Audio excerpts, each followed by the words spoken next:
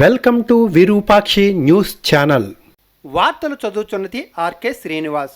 ఈరోజు వార్తల్లోని ముఖ్యాంశాలు. డిజిటల్ లావాదేవీలు రోజుకో వేగంతో శరవేగంగా దూసుకుపోతున్న సమయంలో ఇప్పుడు వినియోగదారులకు ఓ చిన్న కీలకమైన మార్పు ఎదురవుతోంది. ఆర్బీఐ తాజా మార్గదర్శకాల ప్రకారం యూపీఐ థర్డ్ పార్టీ యాప్స్ అయిన ఫోన్ పే, గూగుల్ పే వంటి సేవల ద్వారా జరిగే లావాదేవీలపై సర్చార్జ్ విధించే ప్రక్రియ ప్రారంభమైంది. ఆగస్టు 1వ తారీఖు నుంచి ఇది అమల్లోనికి వచ్చింది.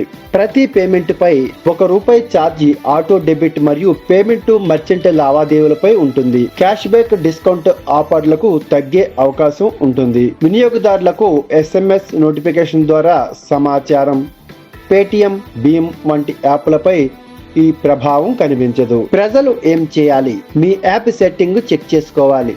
పేమెంట్ చేసే ముందు ఛార్జీల వివరాలను తెలుసుకోవాలి. తరచుగా రికరింగ్ పేమెంట్లను ఒకసారి పరిశీలన చేసుకోవాలి.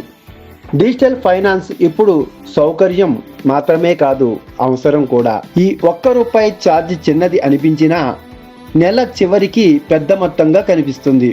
కాబట్టి ప్రతి లావాదేవీకి ముందు మీరు క్షుణ్ణంగా పరిశీలన చేసుకుని చెల్లించడం మంచిది.